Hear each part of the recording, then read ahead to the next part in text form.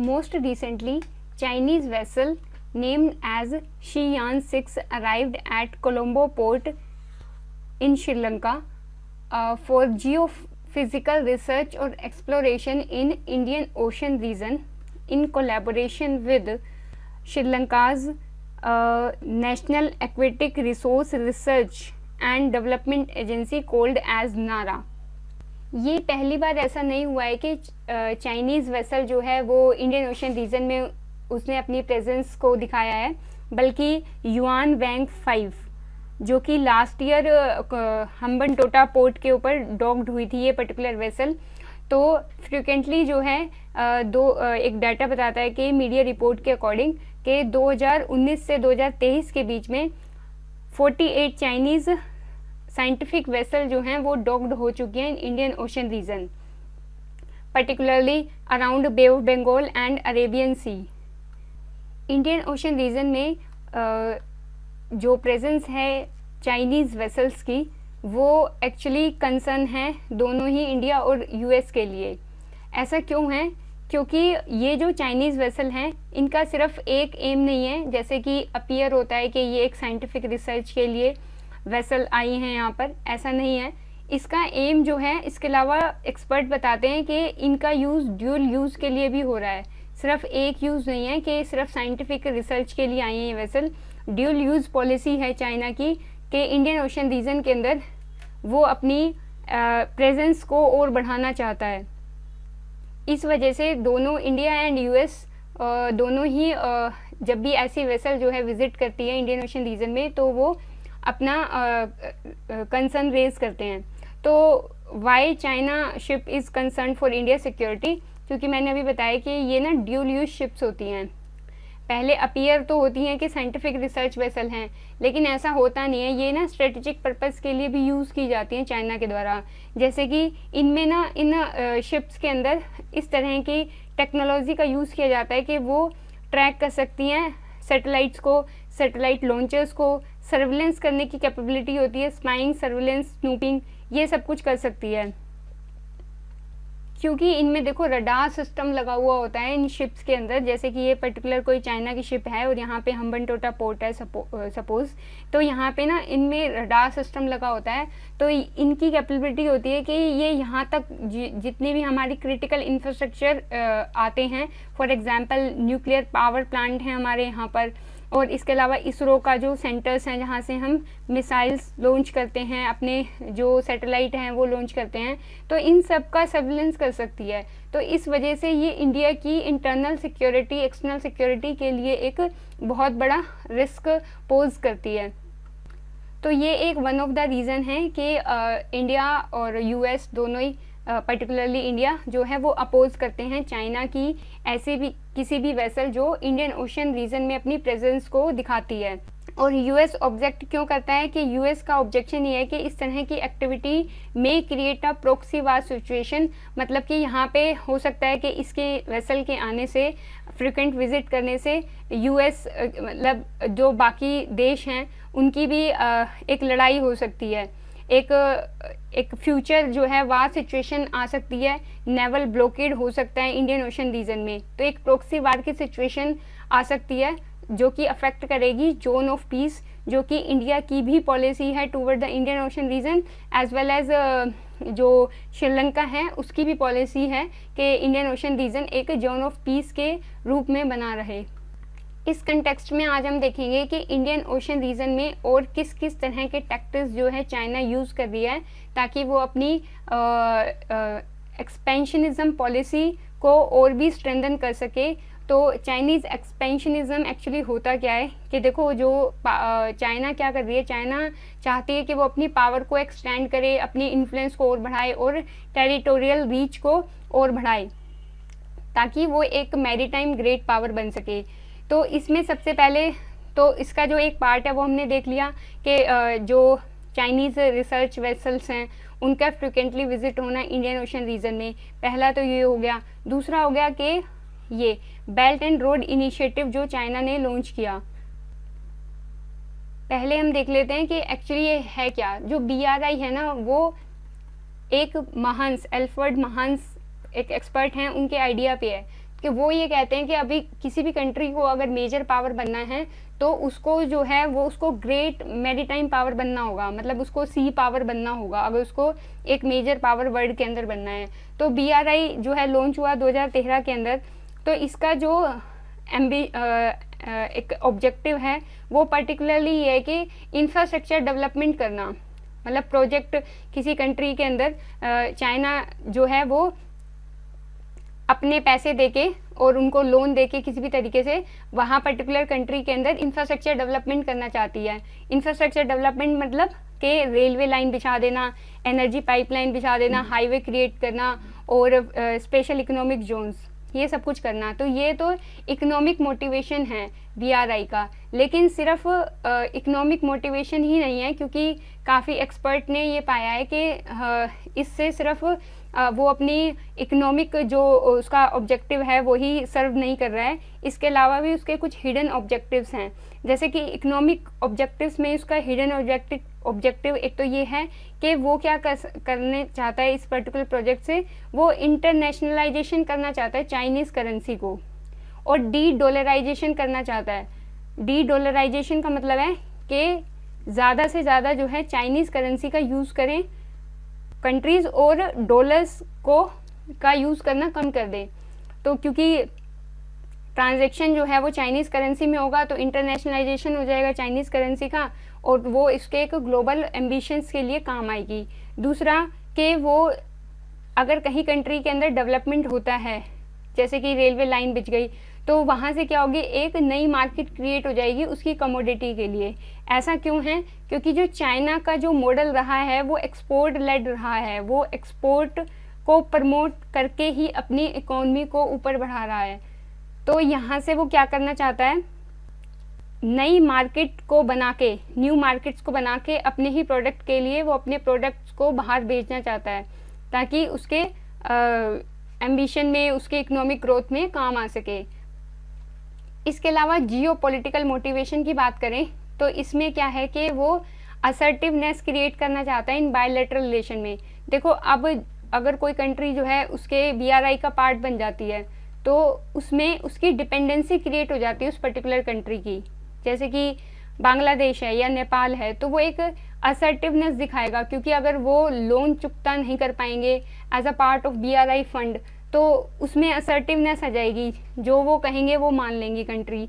तो इस तरीके से वो अपनी असर्टिवनेस को क्रिएट करना चाहता है इन बायलैटरल रिलेशनशिप।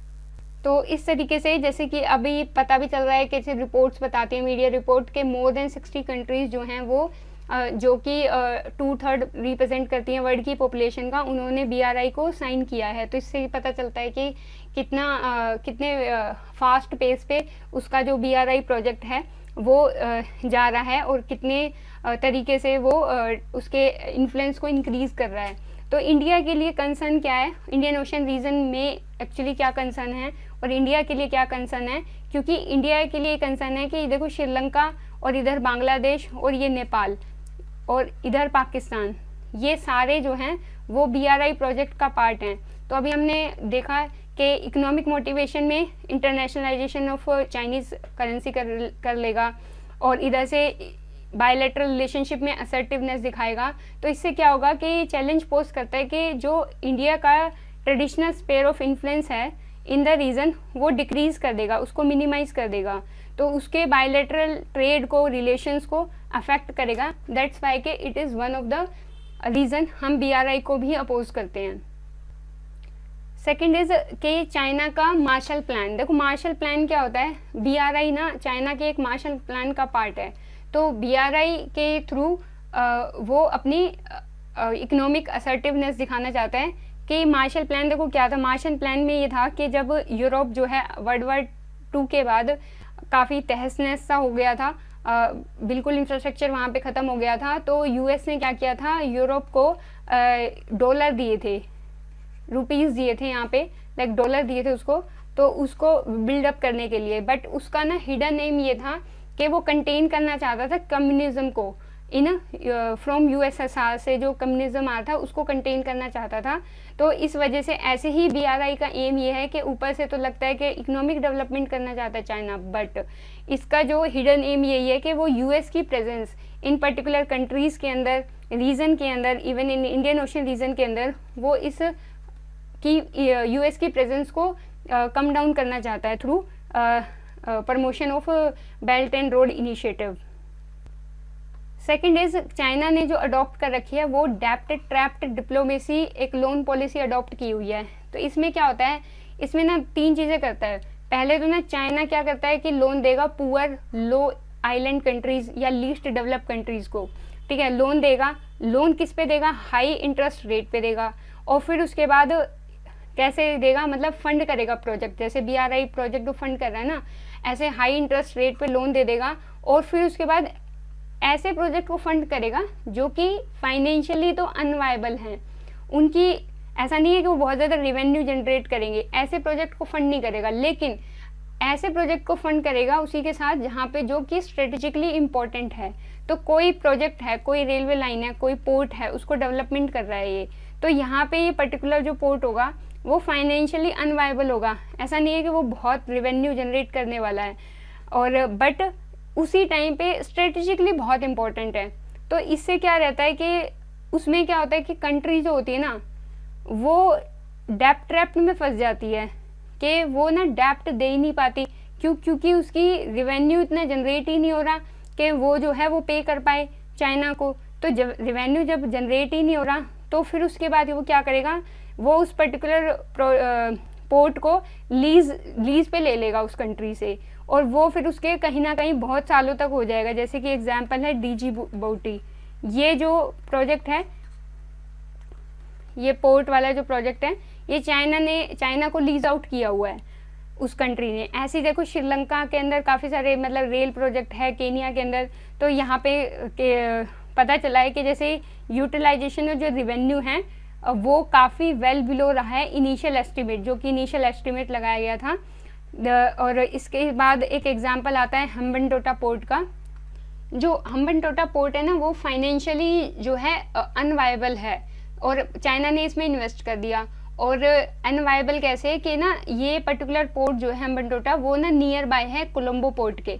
तो यहाँ कोलंबो पोर्ट है, और यहाँ से मतलब लगा लो कि ज़्यादातर जितना भी ट्रांजिट जाता है ना वो कोलंबो पोर्ट से चला जाता है। तो इस पोर्ट की इतनी नीड ही नहीं है। तो फाइनेंशियली अनवायबल होने के कारण इवन इंडिया ने भी बैकआउट कर लिया था कि हम इसको डेवलप नहीं करेंगे। हमारे पास भी ये प्रपोजल आया था, तो चाइना ने इसको ले लिया। अब ये जस्ट स्ट्रेटेजिकली इम्पोर्टेंट होने के कारण जस्ट वो डेवलप कर रहा है। फाइनेंशियली उसके पास ऐसा नहीं है कि वो इतना रेवेन्यू जनरेट कर देगा इस प्रोजेक्ट को इन्वेस्टमेंट करके। दिस इज़ अ रीज़न के काफ़ी सारे जगह पे, जैसे मलेशिया के जो फॉर्मर प्रेसिडेंट रहे तो उन्होंने भी जो कुछ जो BRI वेंचर्स थे उसको सस्पेंड कर दिया था कंट्री में, क्योंकि उनकी वजह से काफ़ी ज़्यादा डेप्ट क्रिएट हो रही थी मलेशिया की चाइना के ऊपर। ऐसे ही पाकिस्तान में भी काफ़ी जगह पे देखने को मिला कि जो चाइनीज़ एक्टिविटीज़ के कारण और चाइना ने बहुत ज़्यादा कंडीशनैलिटी डाल दी पाकिस्तान के ऊपर, और उससे उनका लोन भी बहुत ज़्यादा हाई हो गया, तो वो भी पे नहीं कर पा रहे हैं। इसी तरीके से ये अपना म्यांमार में भी इस तरीके का प्रोटेस्ट और ये सब कुछ देखने के लिए मिला।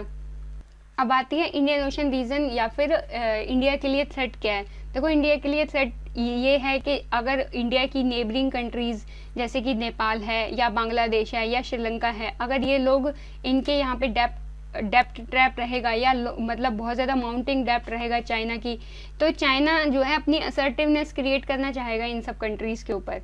तो उससे क्या होगा कि फिर वही इंडिया का जो ट्रेडिशनल इन्फ्लुएंस है वो कम हो जाएगा इन कंट्रीज़ पे, और जबकि ये हमारी नेबरहुड कंट्रीज़ हैं, और हमारी नेबरहुड फर्स्ट पॉलिसी को फिर ये एक चैलेंज पोज करेंगी, क्योंकि इनका टिल्ट जो है डे बाय डे नेपाल हो गया, जैसे भूटान हो गया, इनका फिर टिल्ट जो है वो चाइना की तरफ बढ़ जाएगा अगर ऐसा होगा। तो आई थिंक भूटान नहीं है BRI का पार्ट, बट नेपाल तो है, तो उनका टिल्ट जो है वो फिर चाइना कार्ड प्ले करने लगेंगे। चाइना कार्ड समझ रहे हो आप, चाइना कि आप जो है ना ये दिखा के ब्लैकमेल करने लगोगे कि इंडिया से और भी ज़्यादा कंसेशन चीज़ें मांगने लगोगे सिर्फ ये दिखा के कि अगर तुम नहीं दोगे कुछ डेवलपमेंट प्रोजेक्ट के लिए या हमारी बात नहीं मानोगे तो हम चाइना के पास चले जाएंगे उस प्रोजेक्ट के लिए।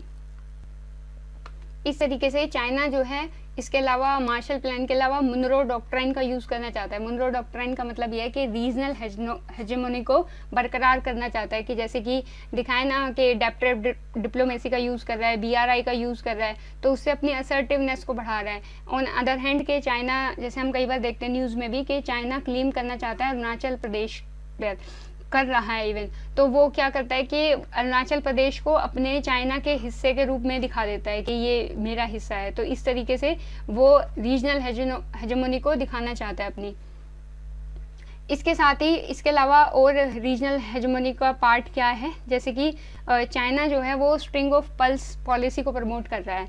तो इसमें क्या कर रहा है वो, एक चाइना जो है इंडियन ओशन रीजन के अंदर बहुत सारे पोर्ट्स को डेवलप कर रहा है, ठीक है। तो वो क्या करना चाहता है, इससे वो मैरीटाइम एनसर्कलमेंट करना चाहता है इंडिया का through string of pulse. For example देखो, जैसे म्यांमार के अंदर वो सितवे पोर्ट को डेवलप कर रहा है, उसके हाथ में उसका डेवलपमेंट, ठीक है। बांग्लादेश में चित्तगोंग जो पोर्ट है उसको डेवलप कर रहा है, चित्तगोंग पोर्ट को, ठीक है। इधर देखो फिर श्रीलंका के अंदर 2 पोर्ट देख लिए अभी, वैसी कोलंबो को डेवलप तो नहीं कर रहा, लेकिन कोलंबो पे चाइनीज़ जो शिप आई हैं वो एक थ्रेट है, बट हम्बनतोता पोर्ट जो है उसको डेवलप कर रहे हैं, हम्बनतोता को। और इधर फिर अगर हम आ जाते हैं पाकिस्तान की तरफ, तो यहाँ पे ग्वादर पोर्ट का डेवलपमेंट ये कर रहा है। तो इससे एक्चुअली हो क्या रहा है, ये देखो एक तरीके का स्ट्रिंग ऑफ पल्स है, यहाँ से ये इस तरीके से बनाना चाहता है और मैरीटाइम एनसर्कलमेंट करना चाहता है इंडिया का। तो इससे क्या करेगा वो, हमारी जो है ट्रेडिशनल इन्फ्लुएंस को कम कर देगा, और वो कभी भी जैसे नेवल ब्लॉकेड कर सकता है, नेवल ब्लॉकेड कर सकता है, हमारी पर्टिकुलर जो हमारी नेवी है, कोस्टल सिक्योरिटी है, उनको भी थ्रेट कर सकता है। तो स्ट्रिंग ऑफ पल्स की जो पॉलिसी है चाइना की, उससे इंडिया को इसके अलावा और क्या थ्रेट है, जैसे कि कंटेन करना मिलिट्री फोर्स प्रोजेक्शन, इंडिया का जो मिलिट्री फोर्स प्रोजेक्शन है उसको कंटेन करना चाहता है वो। इंडिया को एक चैलेंज देना चाहता है कि जो इंडिया एक traditional south Asian naval power है, तो इस हेजमोनी को, इंडिया की इस हेजमोनी को वो चैलेंज करना चाहता है, इसलिए वो मुनरो डॉक्ट्राइन को प्रमोट कर रहा है, रीजनल हेजमोनी को। इसके अलावा चाइना चाहता है कि इकोनॉमिक और एनर्जी सिक्योरिटी रहे उसकी लॉन्ग टर्म के अंदर। देखो अगर यहाँ से अगर वो पोर्ट डेवलप कर लेगा तो यहाँ पर जाना उसका आसान हो जाएगा, चाइना तक गुड्स जाने आसान हो जाएंगे, तो क्योंकि वो खुद यहाँ पे डेवलपमेंट एक्टिविटी कर रहा है, खुद यहाँ उसकी प्रेजेंस है। तो वो चाहता है कि एनर्जी सिक्योरिटी रहे, इकोनॉमिक सिक्योरिटी रहे। इकोनॉमिक सिक्योरिटी कैसे, कि अभी बताया था ऊपर BRI का, जो BRI के अंदर बताया था कि चाइना जो है एक्सपोर्ट लेड मॉडल है उसका। तो अगर वो पोर्ट डेवलप करेगा तो उसकी हेजमोनी बरकरार रहेगी, उससे वो इन पोर्ट्स के थ्रू अपनी इकोनॉमिक जो है थिंग्स हैं, जो भी चीज़ें हैं, उनको यहाँ पे एक पार्ट से दूसरे पार्ट में भेज सकता है। इसके अलावा उसका एम यह है कि वो ब्लू वाटर नेवी बनाना चाहता है। ब्लू वाटर नेवी वो नेवी होती है जो कि हाई सीज तक जिनकी रीच होती है। चाइनीज़ इन्वेस्टमेंट की बात करें तो इसी तरीके से वो इन पर्टिकुलर प्रोजेक्ट को डेवलप करके मैरीटाइम इंफ्रास्ट्रक्चर क्रिएट करना चाहता है, डीप वाटर पोर्ट बनाना चाहता है, ताकि इन पर्टिकुलर कंट्रीज़ की, फॉर एग्जांपल पाकिस्तान है, श्रीलंका है, बांग्लादेश है, तो इनकी क्या है डिपेंडेंसी बनी रहे चाइना के ऊपर। तो जब कंट्रीज़ की डिपेंडेंसी बनी रहेगी तो उसको चाइना को आसान होगा असर्टिवनेस क्रिएट करने में इन इंडियन ओशन रीजन। तो इसी तरीके से वो एनर्जी के लिए इन सी लाइंस ऑफ कम्युनिकेशंस को सिक्योर करना चाहता है। ये जो इंडियन ओशन रीजन है वो according to Rajiv Sikri sea lines of communication का पार्ट होता है, arc of sea lines of communication. तो इससे क्या होता है कि अगर ये भाई ज़्यादातर ट्रेड सभी का देश भर में, और अगर दुनिया भर में बात करें तो ज़्यादातर ट्रेड जो जाता है वो सी के थ्रू जाता है। जो कहते हैं ना, जो सी पे राज करता है या जो, तो वही जो है वो एक बड़ी पावर बन सकता है, उसमें कैपेबिलिटी होती है। तो इसी तरीके से वो अपनी एनर्जी और इकोनॉमिक सिक्योरिटी को प्रोटेक्ट करना चाहता है through these sea lines of communication, इसको सिक्योर करके। Next is weaponisation of supply chain. देखो इसका क्या मतलब है, ये सारा अगर हम ऊपर सारे टैक्टिक्स की बात करें उनके, तो उसी से ही कंसर्न है ये भी। जैसे कि अब देखो पोर्ट उसने यहाँ पे बना लिया, BRI प्रोजेक्ट के थ्रू डेवलपमेंट भी कर ली, लाइक ईस्ट एशिया से लेके और जो है यूरोप तक कनेक्टिविटी को बढ़ा दिया, इसने यहाँ तक कनेक्टिविटी को कर दिया। और हम सब जानते हैं कि जो CPEC जा रहा है यहाँ से पाकिस्तान, जो लाइन इसने बिछाई है रेल और रोड वाली, तो इधर से तो यहाँ तक ये वो क्या करना चाहता है कि यहाँ से देखो ये सारा क्या ये स्ट्रिंग ऑफ पल्स हो गई, यहाँ BRI से हमारे जो पड़ोसी देश हैं उनमें इन्वेस्टमेंट कर रहा है। तो वो ये चाहता है कि चाइना ना सप्लाई चेन जो है उसको सिक्योर करना चाहता है, पहली बात। और इसी सप्लाई चेन को वो एक वेपन भी बनाना चाहता है। कैसे कि अगर जब भी कोई ऐसी चीज़ हुई, कोई ऐसा इवेंट हुआ, तो जहाँ उसे लगा कि सप्लाई को रोक दो किसी भी चीज़ की जो कि बहुत ही एसेंशियल गुड्स हैं किसी कंट्री के लिए, तो उस सप्लाई चेन को कट करके वो अपनी बात भी मनवा सकता है। जैसे कि उसने अभी कोविड-19 के टाइम पे क्या किया था, सेमीकंडक्टर की जो सप्लाई थी और चिप सप्लाई जो थी, हमने पहले भी अपनी वीडियो में बात करी है कि कैसे सेमीकंडक्टर की मैन्युफैक्चरिंग और असेंबली जो है ज़्यादातर ताइवान और चाइना के हाथ में है, पर्टिकुलरली असेंबली। तो इस तरीके से वो सेमीकंडक्टर की सप्लाई को उसने कोविड-19 के टाइम पे रोक दिया था, जो कि एसेंशियल कंपोनेंट है किसका, इलेक्ट्रॉनिक डिवाइसेस का।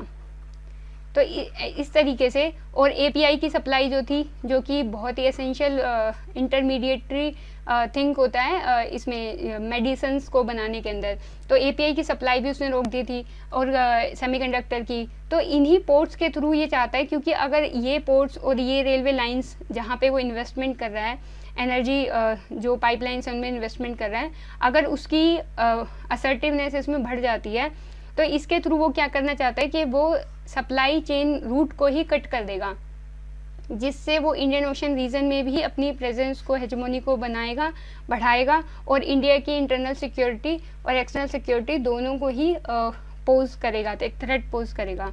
तो ये हमारा जो पर्टिकुलर टॉपिक है जो अभी हमने डिस्कस किया, ये इसमें आ जाता है कि इंडियन ओशन रीजन में चाइना की थ्रेट कैसे किस किस वे में बढ़ रही है, कहाँ कहाँ में दिखाई देती है।